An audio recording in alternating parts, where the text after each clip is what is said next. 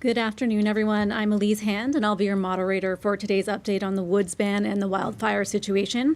Joining us today is Premier Tim Houston, along with Jim Rudderham, Director of Fleet and Forest Protection with the Department of Natural Resources, as well as Dave Rockwood, Provincial Fire and Ground Search and Rescue Coordinator with the Department of Emergency Management. We'll begin with remarks from the Premier and Jim. We'll then go to reporters in the room who have questions, and then to media joining virtually. And for those on Zoom with questions, we ask that you please use the raise hand function at the bottom of your screen under the reaction section to ask a question. If you don't have a microphone, you can still ask a question. Just put that question in the chat for us, please, and raise your virtual hand, and we will get to you. A reminder that outside of this media availability, media should direct all questions about wildfires to wildfirecomms@novascotia.ca. Premier, whenever you're ready.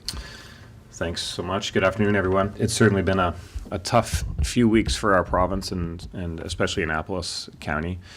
It breaks my heart to say that 20 homes have been lost as a result of the Long Lake fire. These families are going through something that's completely unimaginable. The heartbreak of losing the place that you've spent a lifetime building memories in, or in some cases, the place that you just moved into and intended to build a lifetime of memories in. This is the worst case scenario. It's devastating, and I'm so sorry that this has happened. With over 500 properties under an evacuation order, we know that people badly want to get back to their properties, to be home, and to just assess things. And we want that too. But this remains an active, dangerous, out-of-control wildfire, still burning over 8,200 hectares. So many people are working hard, and we have to keep them safe, along with those who are looking to return home. So safety is the main priority, and as soon as it is safe, we will get you back to your properties. So just hang in there. We will get through this, and we want to get through it without any further injury to people, or certainly without any loss of life. But a little bit of good news has surfaced, and that's the work that was done to mitigate damage prior to the fire. 88 homes were equipped with the sprinkler systems to mitigate damage, and of those 88, 85 were saved intact. So that's good news. This is full credit to our emergency management team, who've been out there doing whatever they could possibly do to help fight these fires, and so many others as well. So we're thankful for all the support and the effort that's happening. And just want to share a little bit more good news, I guess, too. The woods ban is tough. It's tough on everyone. Nova Scotians are patient and they're resilient, but certainly the last few weeks have not been fun. Summer in Nova Scotia is the time we're supposed to be outside, enjoying things with our family and enjoying this incredible province and everything it has to offer. But the good folks at Natural Resources are constantly monitoring conditions and monitoring the risk.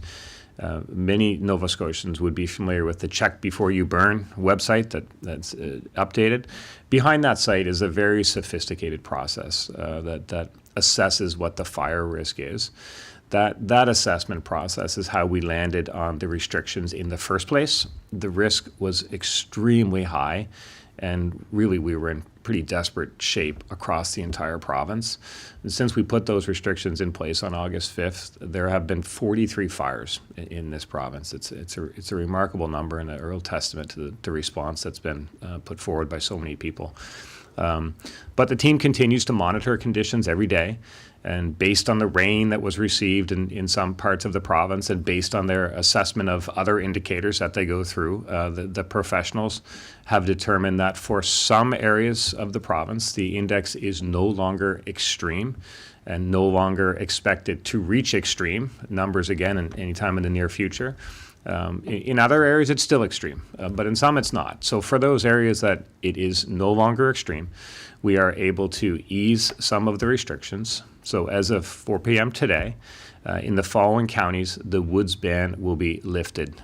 Cape Breton County, Inverness County, Victoria County, Richmond County, Guysborough County, Antigonish County, and Halifax County. So for those areas, the woods ban is lifted. For the rest of the province, I'm sorry, the ban remains in place. The risk is still high and extremely high. And the burn ban remains in place province-wide.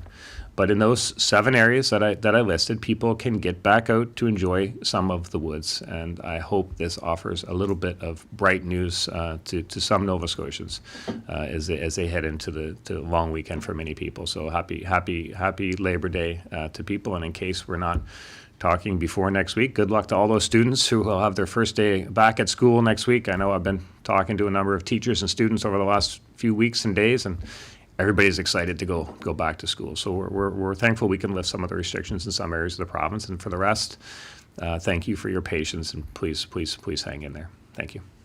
Thanks very much, Premier. And we'll hand it over to Jim Rudderham with the Department of Natural Resources to say a few words. Jim. Thanks very much.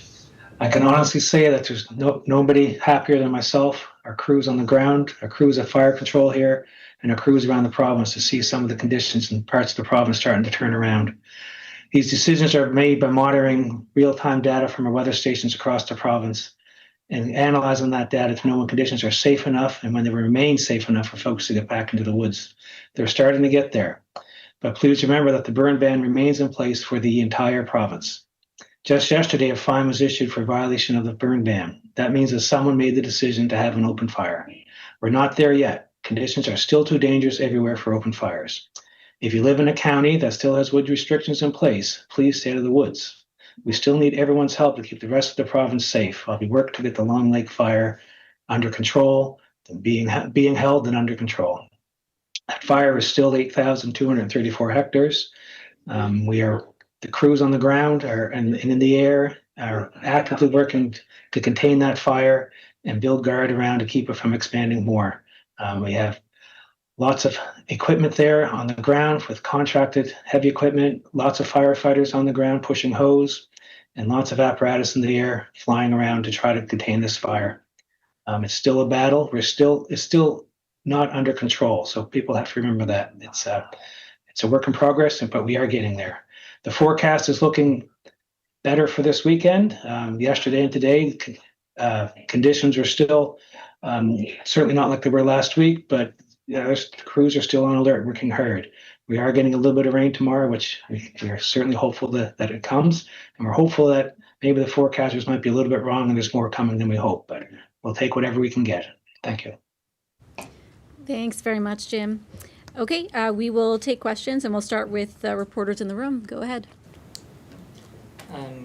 Maybe a question for the Premier or Jim. How sure are we that the counties where the ban has been lifted, the woods ban has been lifted, that we won't be seeing that come back?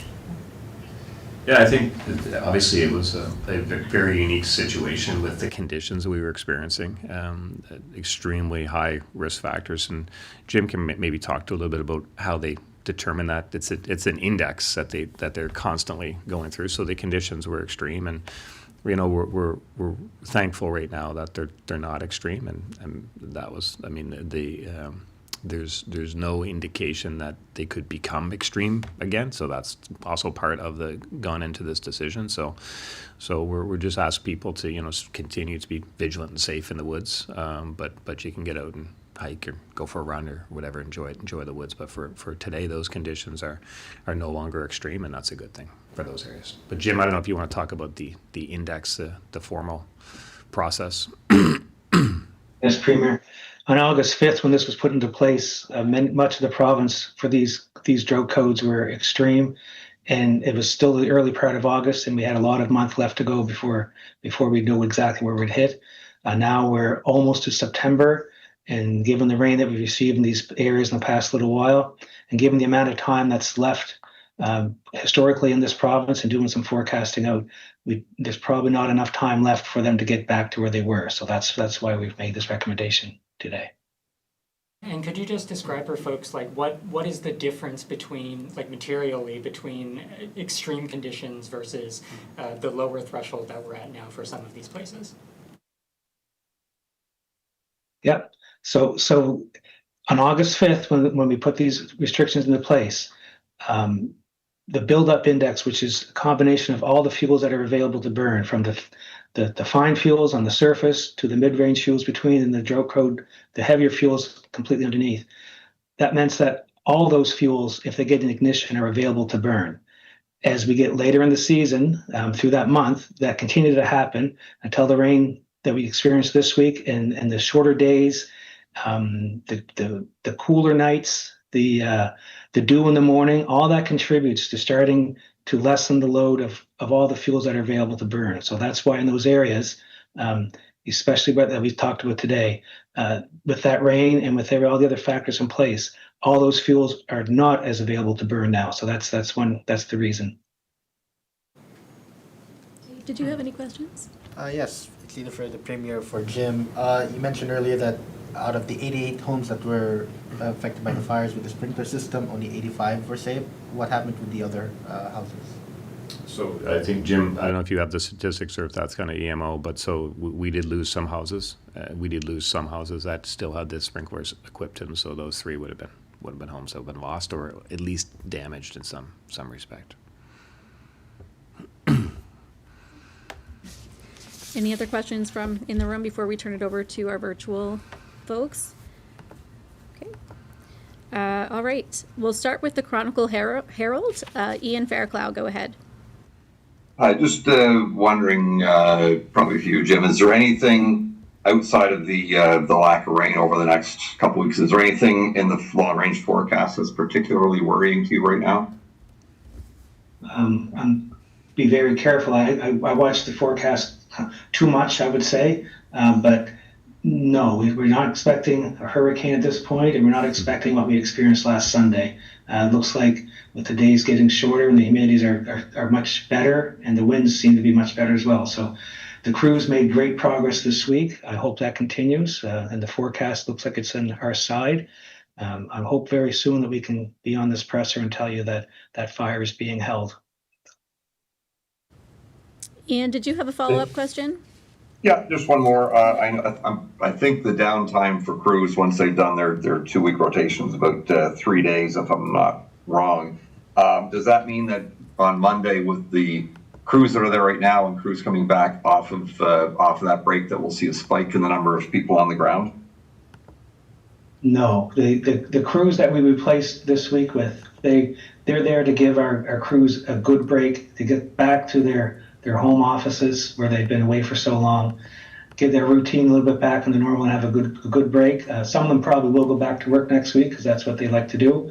But we're going to keep the staff we have there for now and continue to battle this fire, and give our home staff a good chance for a good break. There are still our provincial staff on this fire. There's still a fair number of them there. There's just the incident management team and some crews are from out of province now. Okay, thank you. Shayna Luck with CBC, go ahead. Hi there. Could I just clarify, probably with Jim, on the numbers of burn ban tickets that have been handed out and also the number of woods ban tickets that have been handed out? Yes, I can. DNR has laid 9 charges for the burn ban and 10 for the woods restrictions. And other police agencies have laid 9 charges for burn bans. Thank you. And can I have a follow-up on the sprinkler systems? I know that we've heard that 20 homes were lost, and that you mentioned 3 homes were able to be saved with sprinklers. Could you speak to why some of the homes then weren't able to be equipped with sprinklers, I guess? I can. Yeah, I can. The fire grew so much that the last Sunday it just went too fast for us, and the sprinkler system was not in place further ahead to help with that. And just to clarify there, it was 88 homes, Shayna, and of those 88, 3 were damaged or lost, just from your question there. The rest, the other 85 were okay. And this jives with could someone explain to me the difference between the 3 and the 20 that I had heard elsewhere?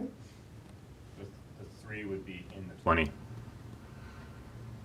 Okay, thank you. So 88 had sprinklers. 85 of those were saved. 3 were damaged or lost, and those 3 were part of a subset of 20 homes which are lost. Thanks, Premier. All right, not seeing any more virtual hands up on our Zoom call here, so I'll just give it a moment to see if any reporters have a question for the Premier or Dave or Jim. So I'll just give it a moment. Maybe just real quick, how often are we revisiting in terms of evaluating conditions and determining if there are other counties that might be able to be lifting this ban? So that's a daily process. And people may be familiar with the check before you burn website. It usually updates normal times at 2 o'clock every day, but that process has, that assessment is continuous. So if we get changing conditions for other counties, we're going to take that off as quick as we can too. But good news for 7 today, and the rest, be patient. We'll go back to Ian Fairclough with Chronicle Herald. Yeah, just wondering if and I may have missed it, but is there an update on how many people you have on the ground today, how many aircraft in the air, and how many pieces of heavy equipment working this afternoon? Yeah, I can help you with that. We have 60 firefighters from Ontario. We have 16 DNR firefighters there on the ground, plus we have a fair number of support staff as well in the ICP for them. There's 66 VFD firefighters there today. We have 11 contracted helicopters. We have 2 air tanker groups there and roughly 70 pieces of heavy equipment.